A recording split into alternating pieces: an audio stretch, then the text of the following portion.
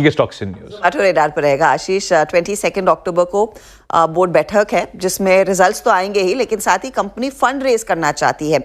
ये जुलाई 2021 में इनका आईपीओ आया था, उसके बाद ये पहली मर्तबा है कंपनी जो फंड रेज की पहल कर रही है। इनके पास दरअसल बुक्स पर $1.5 बिलियन तक का कैश ऑलरेडी है। इन्होंने $244 मिलियन वो पेटीएम के इनसाइडर बिजनेस को खरीदने में लगाए थे, तो ऐसा नहीं है कि कैश की कमी है।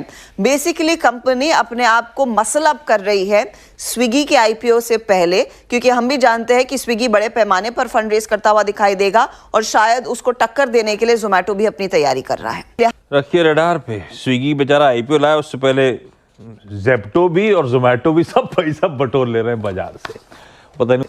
पता नहीं उनका नाम जब तक आएगा बचेगा नहीं बचेगा। आशीष चतुर्मोता, ये स्टॉक आप क्लोजली ट्रैक करते हैं।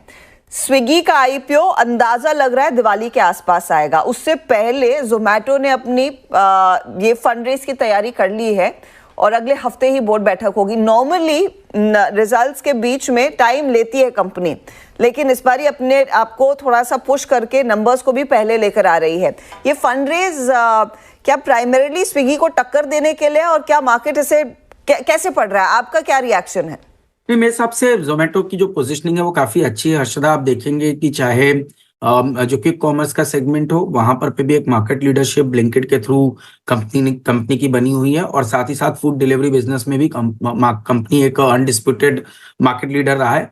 साथ ही साथ प्रॉफिटेबिलिटी के साथ ग्रोथ हो रहा है। और जब हम देख रहे हैं कि कहीं ना कहीं एक ऑनलाइन वर्सेस हम चाहे डीमार्ट की बात करें या दूसरी कंपनीज की भी बात करें, तो उसके भी सामने एक कंपटीशन स्ट्रांग रखने के लिए जोमेटो का ये फंड रेज बहुत ही पॉजिटिवली देखने को नजर आएगा। तो मेरे हिसाब से इसमें मैं तो समझता हूँ कि एक अच्छा साइन है। कंपनी की ग्रोथ पोटेंशियल को भी क्लियरली इंडिकेट करता है। स्विगी के आईपीओ की वजह से मुझे लगता है कि एक री रेटिंग भी शायद देखने को नजर आएगी, क्योंकि आप ये देखेंगे कि अभी भी स्विगी कहीं ना कहीं प्रॉफिटेबल नहीं है, और उसके बावजूद भी जब वैल्यूएशन की बात हम सुन रहे हैं जो मार्केट के अंदर में, तो वो उसको देखते हुए लगता है कि जोमेटो के अंदर में भी उसकी वजह से एक अपसाइड बनी रहेगी, या ये कह सकते हैं डाउनसाइड प्रोटेक्टेड रहेगी। तो मेरा मानना है कि stock on dips is a good opportunity to bye.